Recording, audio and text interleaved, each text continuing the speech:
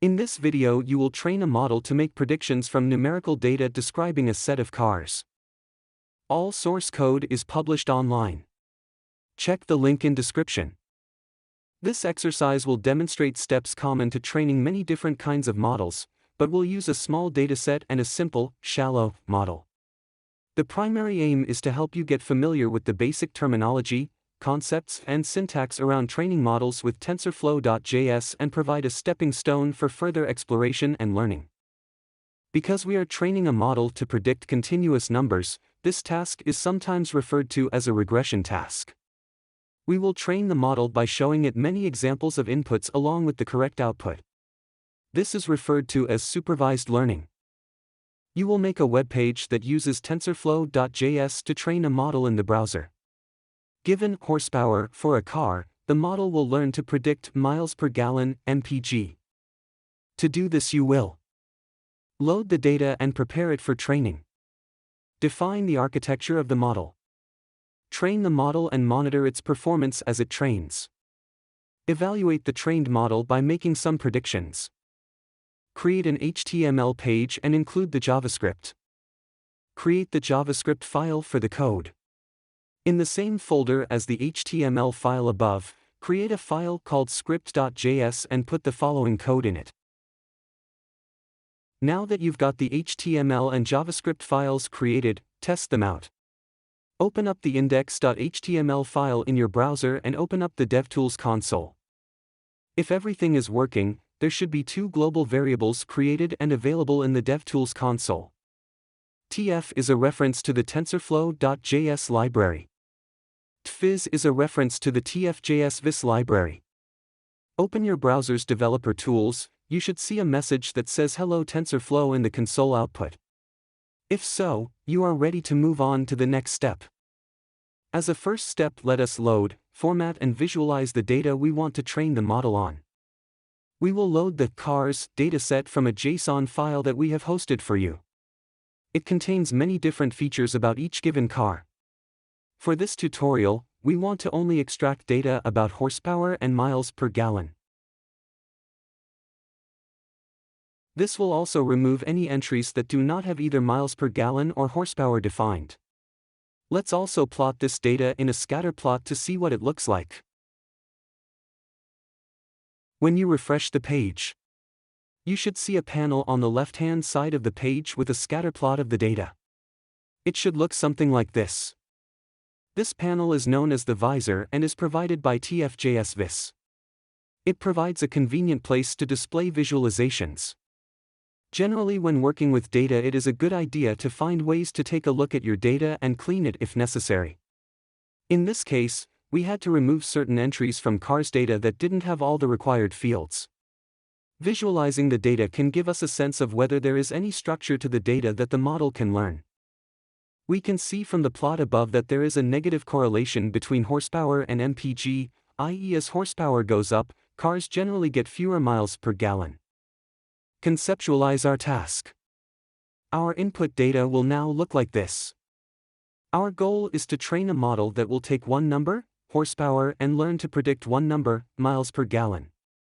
Remember that one-to-one mapping, as it will be important for the next section. We are going to feed these examples, the horsepower and the mpg, to a neural network that will learn from these examples a formula, or function, to predict mpg given horsepower. This learning from examples for which we have the correct answers is called supervised learning. In this section we will write code to describe the model architecture. Model architecture is just a fancy way of saying which functions will the model run when it is executing, or alternatively, what algorithm will our model use to compute its answers. ML models are algorithms that take an input and produce an output. When using neural networks, the algorithm is a set of layers of neurons with weights, numbers, governing their output. The training process learns the ideal values for those weights. This is one of the simplest models we can define in Tensorflow.js. Let us break down each line a bit. This instantiates a TF model object. This model is sequential because its inputs flow straight down to its output. Other kinds of models can have branches, or even multiple inputs and outputs, but in many cases your models will be sequential. This adds an input layer to our network, which is automatically connected to a dense layer with one hidden unit. A dense layer is a type of layer that multiplies its inputs by a matrix, called weights, and then adds a number, called the bias, to the result. As this is the first layer of the network, we need to define our input shape. The input shape is 1, because we have one number as our input, the horsepower of a given car.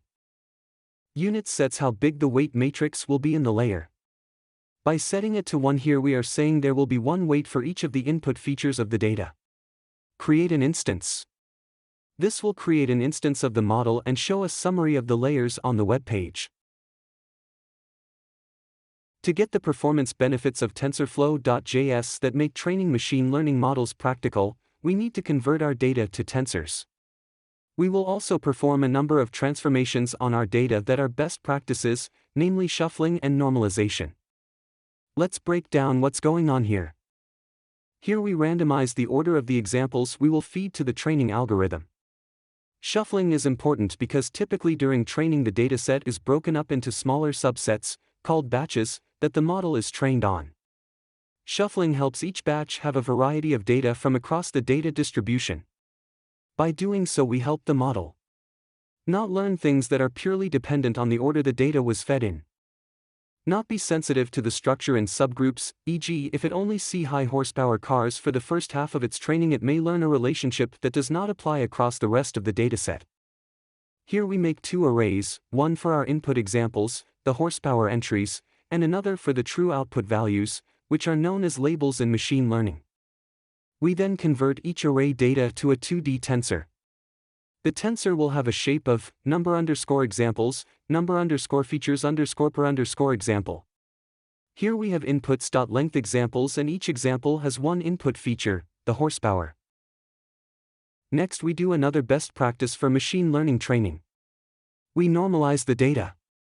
Here we normalize the data into the numerical range 0 to 1 using min-max scaling.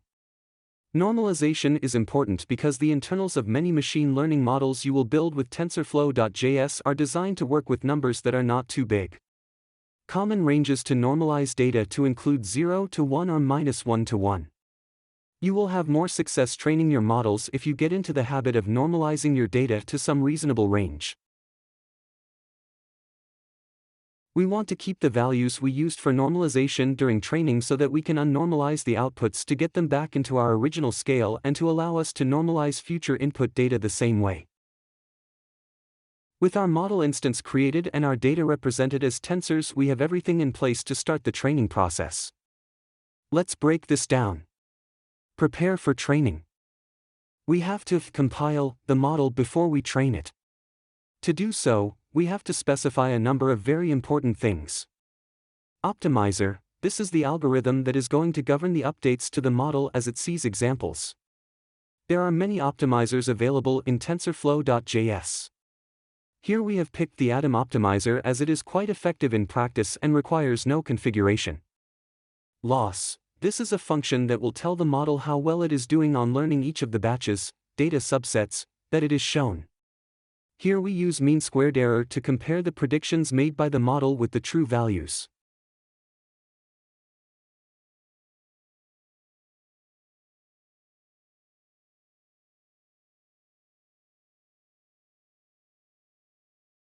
Next we pick a batch size and a number of epochs. Batch size refers to the size of the data subsets that the model will see on each iteration of training. Common batch sizes tend to be in the range 32 to 512. There isn't really an ideal batch size for all problems, and it is beyond the scope of this tutorial to describe the mathematical motivations for various batch sizes. Epochs refers to the number of times the model is going to look at the entire dataset that you provided. Here we will take 50 iterations through the dataset. Model.fit is the function we call to start the training loop. It is an asynchronous function, so we return the promise it gives us so that the caller can determine when training is complete. To monitor training progress we pass some callbacks to model.fit.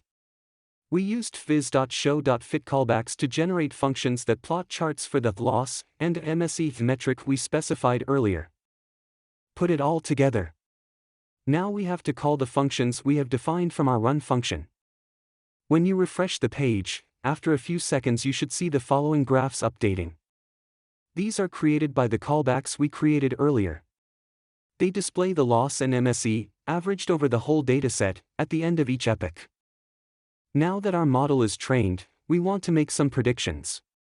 Let's evaluate the model by seeing what it predicts for a uniform range of numbers of low to high horsepowers. A few things to notice in the function above. We generate 100 new examples to feed to the model. Model.predict is how we feed those examples into the model. Note that they need to have a similar shape, number_examples, number_features_per_example, as when we did training. To get the data back to our original range, rather than 0 to 1, we use the values we calculated while normalizing, but just invert the operations. .datasync is a method we can use to get a typed array of the values stored in a tensor. This allows us to process those values in regular JavaScript. This is a synchronous version of the .data method which is generally preferred. Finally, we use tf.js to plot the original data and the predictions from the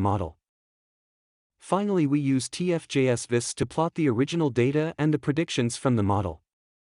Refresh the page and you should see something like the following once the model finishes training. Congratulations! You have just trained a simple machine learning model.